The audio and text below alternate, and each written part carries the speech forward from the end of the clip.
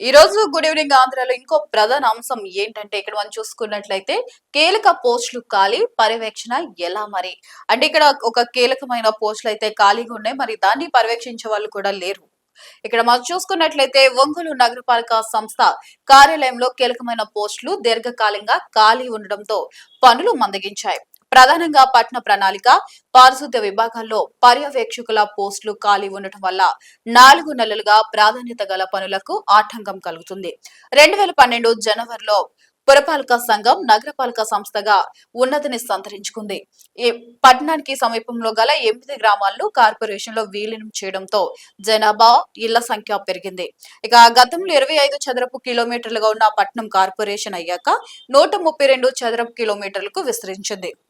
ఇక్కడ మనం చూసుకున్నట్లయితే ఇంకా గతంలో ఒంగోలు నగరపాలక సంస్థ ఏదైతే ఉందో అక్కడ కొన్ని పోస్టులు అయితే భర్తీగా ఉన్నాయంట. ఆ పారిశుద్ధ్యం పర్యవేక్షణ ఈ పోస్టులకు సంబంధించి ఆ పోస్టులు ఎవరూ లేకపోవడం వల్ల 4 నెలలుగా చాలా పనులకైతే ఆటంకం కలుగుతున్నాయని ఇక్కడైతే మనకి రాయడం జరిగింది. అంటే ఇక్కడ మనం గతంలో చూసుకున్నట్లయితే ఒంగోలులో 8 గ్రామాల్లో నగరపాలక సంస్థల్లో యాడ్ చేస్తూ దాన్ని అయితే విస్తరించింది.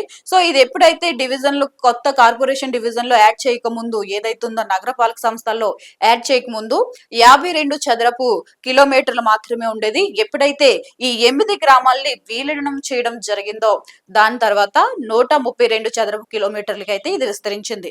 దీనివల్ల ఇటీవల ప్రభుత్వం ఇచ్చిన ఆదేశాల ప్రకారం ప్రస్తుతం ఎన్నికలకు మనకి 50 డివిజన్లు మాత్రమే ఉన్నాయి. సో ఇప్పుడు మళ్ళీ పునర్విభజన చేస్తున్నారు కాబట్టి ఈ పునర్విభజన తర్వాత ఇంకో 10 పెరిగి 60 డివిజన్లు అయితే మారనున్నాయి. దీనివల్ల ఏమైందంటే డివిజన్ల సంఖ్య పెరిగింది, ఇక్కడ వర్కర్స్ సంఖ్య తగ్గిపోయింది. సో వీటి వల్ల ఈ 8 గ్రామాలను ఇందులో విలీనం చేయడం వల్ల ఇప్పుడు డివిజన్ సంఖ్య పెరిగింది, 50కి చేరింది. ఆ 50 నుంచి మళ్ళీ ఈ పునర్విభజన తర్వాత 60కి రానున్నది. దీని వల్ల మనకి ఏమవుతుందంటే ఇక్కడ డివిజన్ల సంఖ్య పెరుగుతుంది, పనిచేసే వారి సంఖ్య తగ్గుకుంటూ వస్తుంది. దీని వల్ల ఏమవుతుంది, ఆ పోస్టులు భర్తీ కాలేకపోతున్నాయి. ఇక్కడ పట్టణ ప్రణాళిక విభాగంలో కార్పొరేషన్ కు అనుగుణంగా పోస్టులు మంజూరు కాకపోగా ఉద్యోగ విరమణ చేసిన వారి స్థానాల్లో కొత్త వారిని నియమించలేదు.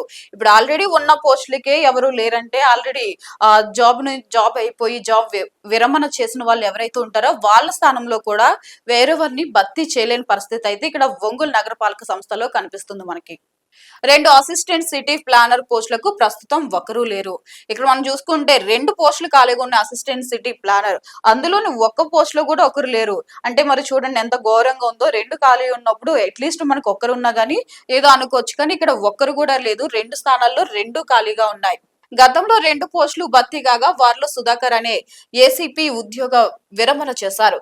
2వ పోస్టులో ఉన్న శ్రీలక్ష్మి అనే అధికారి తాడిగడప కార్పొరేషన్ కు డిప్యూటేషన్ పై వెళ్లారు. ఇప్పుడు ఇంతకు ముందు అయితే 2 అధికారులు ఉండేవారు. సుధాకర్ అనే వ్యక్తి అయితే పదవి నుండి విరమణ పొందుతారు. దాని తర్వాత శ్రీలక్ష్మి అనే దీని తర్వాత 2 వ్యక్తులు అయితే ఆ పోస్టులను భర్తీ చేశారు.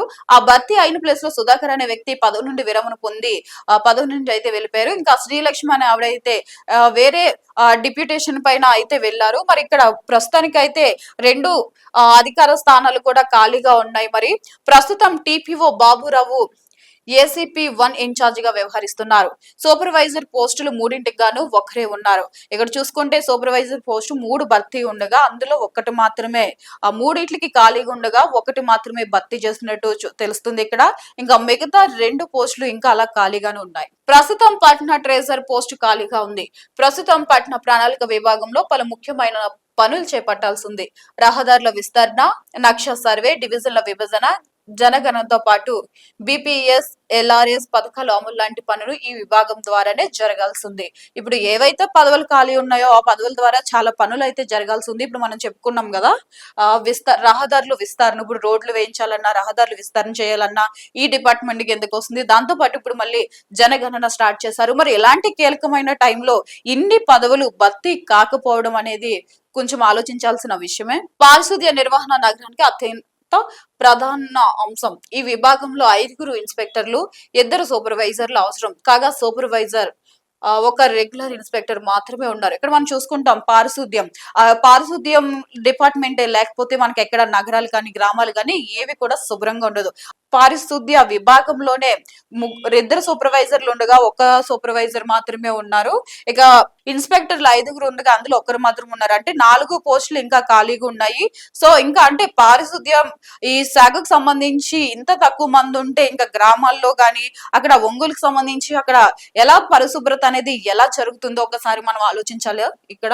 మిగిలిన పోస్టులు సచివాలయ కార్యదర్శులు, రెగ్యులర్ మేస్త్రులను వినియోగించుకుంటున్నారు. ఇంకా ఏ అయితే ఖాళీగా ఉన్నాయో పోస్టులో ఆ పోస్టులో రెగ్యులర్ మేస్త్రులు ఉంటారు కదా, అలాగే సచివాలయ కార్యాలయంలో ఉన్న వాళ్ళను కూడా అధికారులు ఇక్కడ వినియోగించుకుంటున్నట్లు మనకి తెలుస్తుంది. ఇక ఇంజనీరింగ్ విభాగంలో ఎంఈతో పాటు 3 డిఈలు అవసరం కాగా ఒకరే ఉన్నారు. ఎగ్జామినర్ పోస్ట్ ఖాళీగా ఉంది.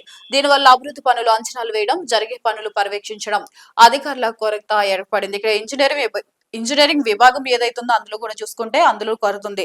ఇక ఓవరాల్ గా ఇక్కడ ఒంగోలు చూసుకున్నట్లయితే ప్రతి శాఖలోనూ అధికారుల నుంచి కార్మికుల వరకు కొరత అయితే ఏర్పడుతుంది. మరి దీని వల్ల నగరం అభివృద్ధి చెందకుండా వెనక్కి వెళ్ళిపోయే పరిస్థితులు కూడా ఉన్నాయి. ప్రధానంగా చూసుకున్నట్లయితే పారిశుద్ధ్యం అది లేకపోతేనే ఏది మనకి శుభ్రత అనేది ఈ పారిశుద్ధ్యం ఆ శాఖకు సంబంధించే వాళ్ళే చూస్తారు. మరి అందులో కూడా కార్మికులు లేకపోవడం, మరి అధికారులు దీన్ని ఎందుకు భర్తీ చేయలేకపోతున్నారు అంటే దీని మీద ఎవరు స్పందించడం లేదా, లేదా అక్కడ ఉన్న వాళ్ళు ఎవరు ఈ పదవుల్ని భర్తీ చేయాలని చెప్పేసి కంప్లైంట్స్ కూడా ఇవ్వట్లేదా? మరి అక్కడ ఏం జరుగుతుందో చూడాలి. మరి ఇప్పుడు ఈ స్థానాలు ఏ అయితే భర్తీ కాకుండా ఉన్నాయో వాటిని ఎప్పుడులాగా భర్తీ చేస్తారు, ఇవన్నీ వేచి చూడాలి. Keep watching J24 Andhra.